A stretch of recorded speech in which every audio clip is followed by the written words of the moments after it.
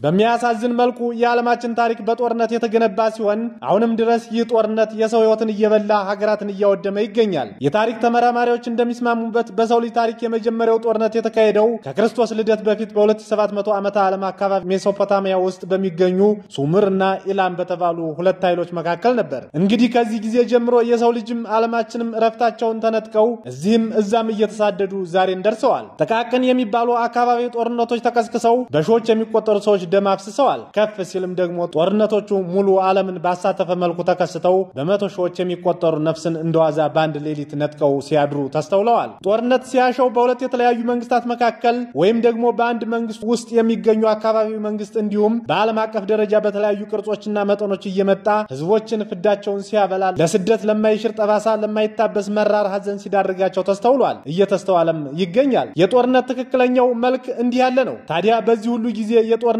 ዘመን መንግስታት ስለምን ጦርነት ሰበቃችሁ ቢባሉ ሰላምን ለማምጣት የሚል አጭር መልስ ቢሰጡም ጉዳዩ ግን የገባሪና ያስገባሪ ሚናን ለመለየት እንደሆነ የመንግስታቱ ልብ በውል ያውቀዋል። በሌላ ገጽ ደግሞ እንደ አሜሪካ ያሉ ልባቸው ያበጠ ጥጋባቸውን መጣያ ያጡ መንግስታት ቪየትናም ድረስ ሂደው ሆቺሚኒን ሲዋጉ፣ ጓቲማላ ሂደው ጦርነት ሲጠምቁ፣ ኢራቅ ሂደው ሳዳም ሁሴንን ሲገጥሙ፣ ሶሪያ ፍርስራሽ እንድትሆን ሲያደርጉ፣ ሊቢያ ሂደው ሙሐመድ ጋዳፊን ሲጥሉ፣ ኩባ ገብተው ፊደል ካስትሮን መቆሚያ መቀመጫ ሲያሳጡ፣ ቬንዙዌላና ሌሎች ሀገሮችንም ሂደው ዘምተው ሲዋጉ ነገርየው ሰላምን የማምጣት ሳይሆን እኔ የምከተለውን ርዕዮተ ዓለም ካልተከተላችሁ፣ እኔ የረገጥኩትን ጎዳና ካልረገጣችሁ፣ በእኔ እጅ ካልጎረሳችሁ በሚል በእኔ ያውቅላችኋለሁ ዘለል አስተሳሰብ መሪ ነበር። አንዳንድ ጦርነቶች በሁለት ጎራዎች ይጀመሩና ዘግየት ብለው በርካታ ሀገሮችን በሁለቱም በኩል በማሰለፍ የብዙሃን ጦርነት ይሆናሉ።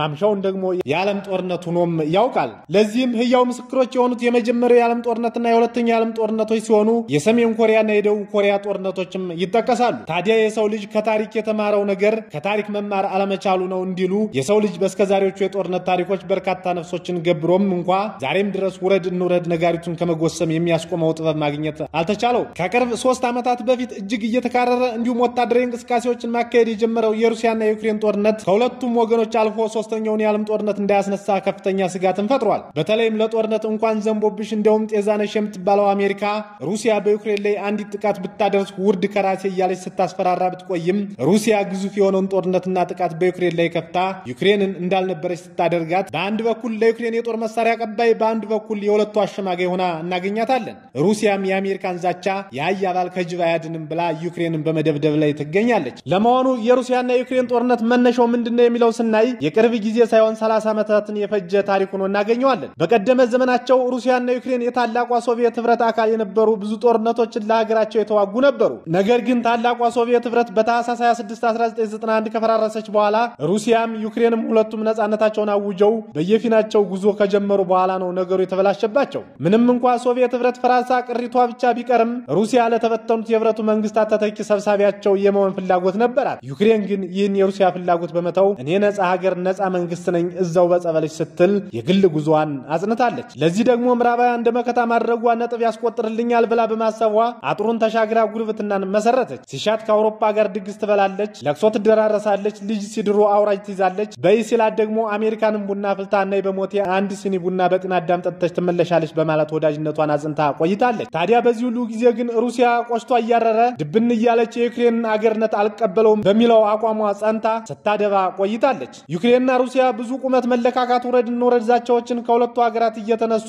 አየሩን ሲበጠብጡ ከርመው እንደተዳፈነ እሳት ያለ ነገር በሁለቱ ሀገራት ውስጥ ቆይቷል። እንደ አውሮፓውያኑ አቆጣጠር በ2014 የተዳፈነው እሳት ፈንድቶ ዩክሬንና ሩሲያ ውረድ ገብተው ሩሲያ ክሬሚያን ከዩክሬን ገንጥላ ጠቅልላታለች። ምዕራባውያንና አሜሪካውያን ህገወጥ ቢያደርጉትም ሩሲያ ግን የገዛ ስጋዬን በህዝበ ውሳኔ ወደ ራሴ ብቀላቀል ምኑ ላይ ነው ኃጢአቴ ብላ ትሞግታለች። ጠላቶቿና ዩክሬን የሩሲያ ምላሽ ባይዋጥላቸውም 14000 ነፍሶችን ከነጠቀው ጦርነት በኋላ የክሬሚያ ነገር ከአንበሳ መንጋጋ ማን ያወጣል ስጋውን ሆኖባቸው አይተው እንዳላዩ ሰምተው እንዳልሰሙ ሆነው ነበር። ነገርየው ግን በሩሲያና በዩክሬን መካከል ያለውን ገመድ ይበልጥ አከረረው። ዩክሬን ሌላ ሐሳብ ይዛ መምጣቷ ዛሬ በሩሲያ ክንድ እንድትደቆስ አደረጋት። ይህም ነገር ዩክሬን ክሬሚያን ከተነጠቀች በኋላ በሀገሬው በስፋት የሚነገረው የሩሲያ ቋንቋ እንዳይነገር ስትል አወጀች። በዚህ ጊዜ ሩሲያ በዩክሬን ላይ ጦርነት እንደምታውጅ ሀያላን ሀገራት ስጋት ገብቷቸው ነበር። በነገራችን ላይ ሩሲያና ዩክሬን በባህል በቋንቋ እጅግ የተሳሰሩ በአብዛኛው ተመሳሳይ ባህልና ቋንቋ ያላቸው ህዝቦች ቢኖራቸውም ባህልና ቋንቋ ለብቻቸው ጦርነቱን ሊያስቆመው አለመቻላቸው ልብ ይበሉ።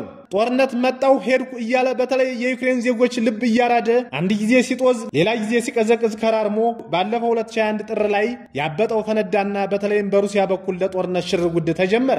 ዩክሬንም ሩሲያ ያሰመረችውን ቀይ መስመር ረገጠች። እዚህ ላይ የጉዳዩ ተንታኞች ዩክሬን ይህን ቀይ መስመር ስትረግጥ ሁለት የማሰዋን እንጠራጠራለን ይላሉ። ዩክሬንም ሩሲያ ያሰመረችውን ቀይ መስመር የረገጠችው በ2021 ጥር ወር ላይ ፕሬዝዳንት ቮሎዲሚር ዜሌንስኪ የአሜሪካው ፕሬዝዳንት ጆ ባይደን እባክዎ አገሬ የኔቶ አባል እንድትሆኑ ይፍቀዱልኝ ሲሉ ደጅ ጸኑ።